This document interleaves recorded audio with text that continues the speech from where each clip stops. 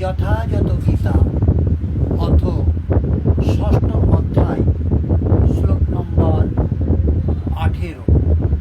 আজ অষ্টাদশ অধ্যায় থেকে, এই অষ্টাধ্যায়ের শ্লোক থেকে শুরু হবে। যদা বিনিয়তং চিত্তমাত্মনেবাবতিষ্ঠতে নিষ্প্রিয় সর্বকামেভ্য যুক্ত ইত্যুচ্যতে তদা।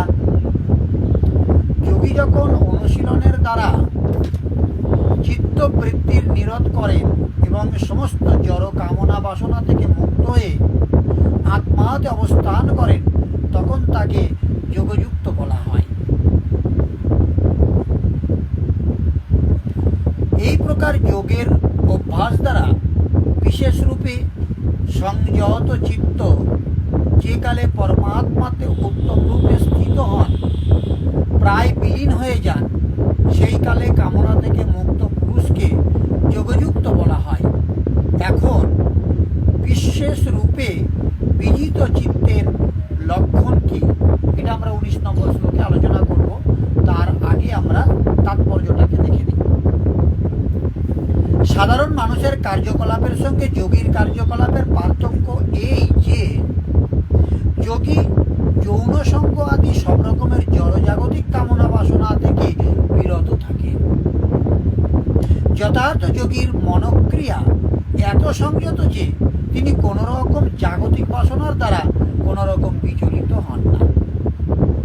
কৃষ্ণ ভাবনাময় ভগবত ভক্ত স্বাভাবিকভাবেই এই উৎকৃষ্ট অবস্থা প্রাপ্ত হন।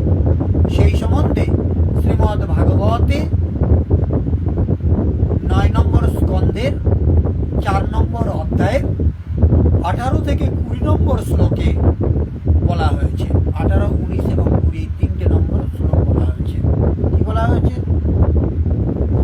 সা বৈ মন কৃষ্ণ পদরাবিন্দয়োর্বচংসি বৈকুণ্ঠ গুণানুবর্ণনে করৌ হরের মন্দির মার্জনাদিষু শ্রুতিঙে চকারচ্যুত সৎ কথোদ্বয়ে মুকুন্দলিঙ্গালয় দর্শনে দৃশ্যৌ তৎপ্রীত্যগত্র স্পর্শৌ শ্রেয়ঙ্গ সঙ্গমম গ্রাণং চ তৎপাদস্য রজসৌরভে শ্রীমত্তুলস্য রসনাং তদর্পিতে পদৌ হরে ক্ষেত্র পদানুসর্পণে স্থির ঋষিকেশ পদাভিবন্দনে কামং চ দাস্যে নতু কাম কাময় ততত্তম শ্লোক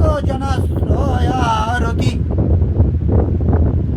মহারাজ অম্বরীশ সর্বপ্রথমে তার মনকে ভগবান শ্রীকৃষ্ণের চরণাবিন্দের ধ্যানে মগ্ন করেছিলেন। তারপর ক্রমান্বয়ে তিনি তার বাণী ভগবান শ্রীকৃষ্ণের অপ্রাকৃত লীলা বর্ণনায় নিয়োজিত করেছিলেন। তার হস্ত দ্বারা তিনি ভগবানের মন্দির মার্জনা করেছিলেন।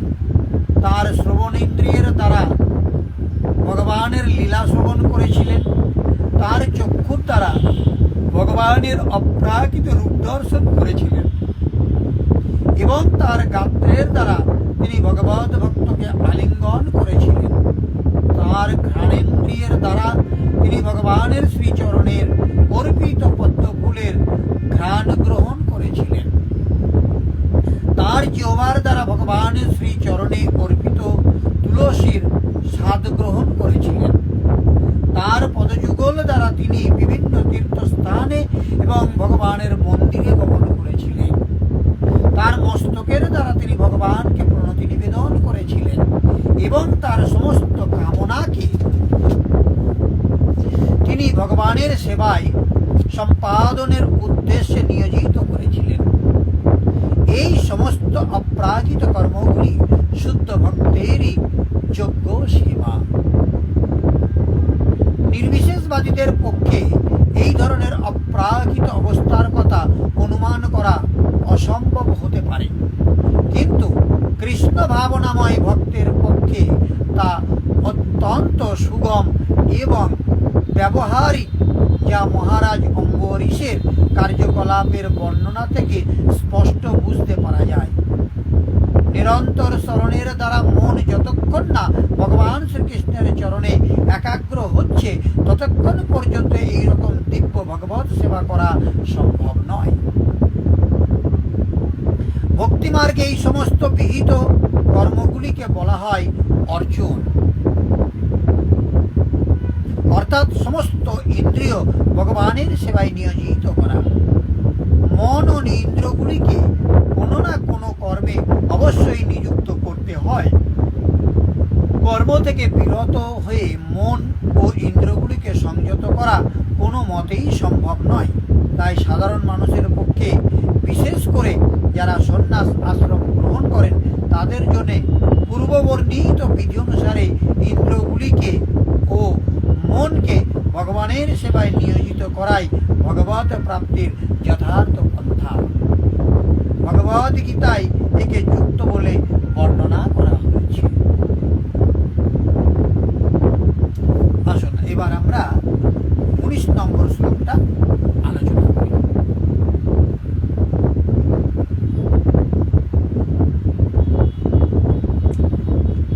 যথা দীপ নিবাতেস্তো নিঙ্গতে সোপমস্মৃতা যোগিনা যত চিত্তস্য জিঞ্জত জগমাত্মানঃ।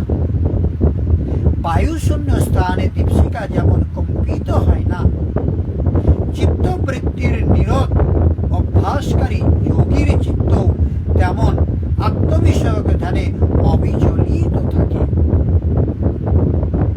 বলছে, বাতাস না থাকলে দীপশিখা যেমন স্থিরভাবে জ্বলে, সর্বতভাবে পরব্রহ্মের চিন্তায় ধ্যানস্থ হয়ে আছেন যে ভক্ত, তার চিত্ত সেই দীপশিখার মতোই স্থির এবং নিশ্চল। যে প্রকার বায়ুশূন্য স্থানে, মানে যেখানে বাতাস নেই, এরকম অবস্থিত দ্বীপের শিখাকে যেমন কম্পিত হয় না, শিখা ঊর্ধ্বমুখী হয়, তাতে কম্পন হয় না, সেই উপমা দেওয়া হয়েছে পরমাত্মার ধ্যানের প্রবৃত্ত চিত্তজয়ী যোগীর সঙ্গে। প্রদীপ তার উদাহরণ মাত্র। বর্তমান সময়ে প্রদীপের প্রচলন কমে গেছে। বায়ুতে বেগ না থাকলে ধূপকাঠির ধোঁয়া সোজা উপর দিকে উঠে যায়। এটা যোগীর বিজিত চিত্তের একটা উদাহরণ মাত্র। এখন যদিও চিত্ত জয় করা হয়েছে, নিরোধ হয়ে গেল, কিন্তু এখনো চিত্ত তো বিদ্যমান। যখন এই নিরুদ্ধ চিত্তেরও বিলয় হয়, তখন কি বিভূতি লাভ হয়?